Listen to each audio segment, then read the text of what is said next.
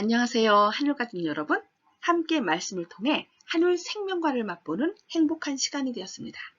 이번 주에는 제10과 새 언약이라는 제목으로 공부하겠습니다. 먼저 기억절을 함께 읽어볼까요? 예레미야 31장 31절 말씀입니다. 시작! 여호와의 말씀이니라. 보라, 날이 이르리니 내가 이스라엘 집과 유다 집에 새 언약을 맺으리라.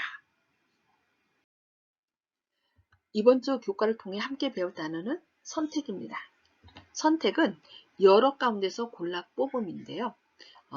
choice는 내가 원하는 것을 선택하는 것이고 select는 체계적으로 고민하여 목적에 맞는 것을 선정하는 것입니다. 그렇다면 이 시간에는 선택의 한자풀이를 통해 구속사적인 의미를 살펴보겠습니다. 선택은 가릴 선자와 가릴 택자가 합쳐진 단어입니다.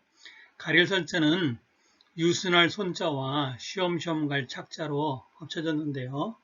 우선 그 가운데 보이는 함께 공자를 먼저 보면 한일자 2개와 뚫을 곤자 2개, 8팔자가 합쳐졌습니다. 이것은 비가 오지 않던 시대에 홍수가 나서 죄인들이 멸망받을 것이라는 하나님의 말씀을 믿고 나무를 자르고 세워서 배를 만들어서 8명의 사람이 함께 구원을 받았다는 뜻을 가지고 있습니다. 그런데 그 함께 공자 위에 옴기자 2개가 합쳐지면 홍수에서 구원받은 사람들의 특징을 나타내는데 이 사람들은 홍수 전부터 하나님을 믿고 있었고 고개를 숙이고 무릎을 꿇고 엎드려서 창조주 하나님께 기도를 드렸던 유순한 사람들이라는 뜻이 있습니다. 그런데 가릴 설자에는 유순할 손자에다가 쉬엄쉬엄 갈 착자가 더해져서 하나님께서는 마지막 시대에도 믿음으로 기도하는 사람, 마음이 순전한 사람들이 믿음의 여정, 구원의 여정을 이어가도록 남은 자손으로서 보호하시고 선택하실 것이라는 뜻을 가지고 있습니다. 가릴 택자는 엿볼 역자와 손수자가 합쳐졌습니다. 이것은 매울 신자를 먼저 살펴보아야 되는데요. 매울 신자는 설립자와 열십자가 합쳐졌습니다. 십자가에 매달리는 것은 매우 고통스럽고 가장 치욕스러운 형벌이라는 뜻이 매울 신자에 들어있고요. 거기에 한일자를 더하면 다행행자가 되는데 왜 다행이냐 하면 나를 대신하여 십자가에 달리신 한 분, 예수님 때문에 내가 살게 되었고 구원의 희망을 갖고 살게 되었으니 참으로 다행한 일이다. 이 사실을 절대로 잊어버리면 안 되는 것입니다. 그런데 다행행자에다가 눈목자가 합쳐지면 엿볼 역자인데 이것은 즐거운 모양이라는 뜻도 가지고 있습니다. 우리가 새 생명을 얻은 믿음의 가족들을 보는 것은 매우 즐거운 일이라는 뜻이 되겠습니다. 그래서 최종적으로 가릴 택자는 엿볼 역자와 손수자가 더해져서 하나님께서 십자가에 달리신 예수 그리스도를 믿는 사람들을 즐거운 마음으로 가려내시고 손을 잡아서 새로운 언약의 길로 인도하신다는 뜻이 있습니다. 그런 심오한 뜻이 있었군요. 정말 감사합니다.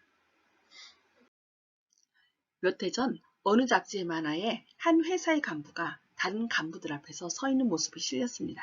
그는 합성세제 한 박스를 들고 다른 남녀들에게 보여주고 있었습니다.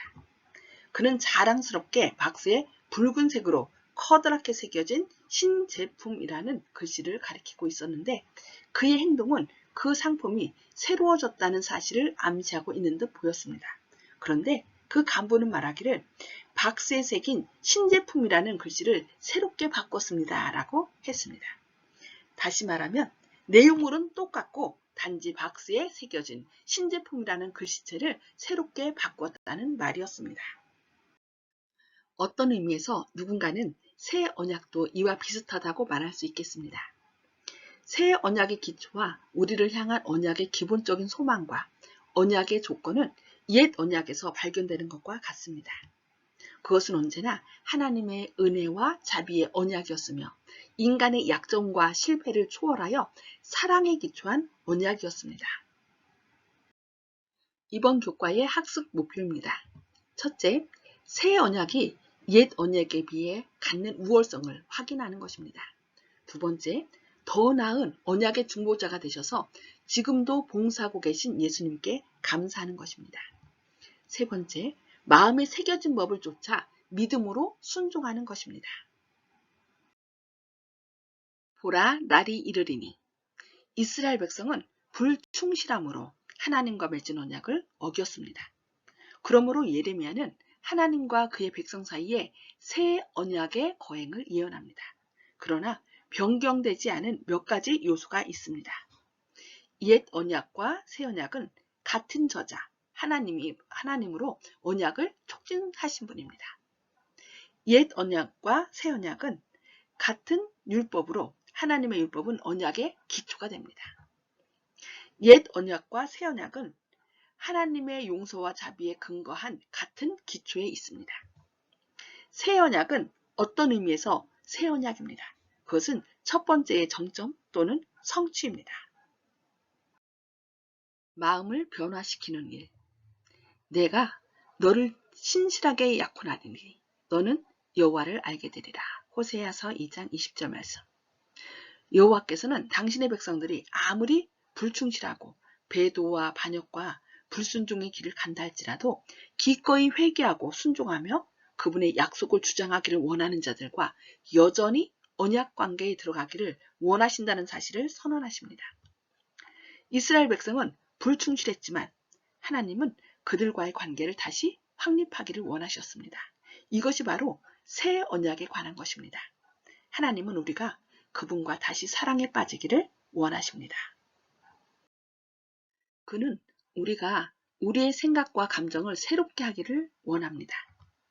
새 언약의 기초는 다음 말씀에 나타납니다. 내 법을 내 마음에 두고 내 마음에 기록하리라. 너희 스스로 새 마음과 새 영을 만들라. 내가 새 마음을 주리니 새 영을 네 안에 두리라. 그러나 이것은 새로운 목적도 아닙니다. 그것은 하나님께서 태초부터 그의 백성들과 원하신 것과 같은 관계입니다. 오늘날 내가 네게 명하는 이 말씀을 너는 마음에 새기고. 신명기 6장 6절 말씀입니다. 돌판에 새겨진 율법은 성령께서 마음의 탁자에 기록하셨습니다. 우리 자신의 의를 확립하려고 하는 대신 우리는 그리스도의 의를 받아들입니다. 그의 피는 우리의 죄를 속죄합니다. 당신의 순종은 우리를 대신하여 받아들여줍니다. 그러면 성령으로 새롭게 된 마음이 성령의 열매를 맺을 것입니다. 그리스도의 은혜로 우리 마음에 기록된 하나님의 율법에 순종하는 삶을 살게 됩니다. 부조화 선지자 342쪽 말씀입니다. 옛 언약과 새 언약의 동일한 목적.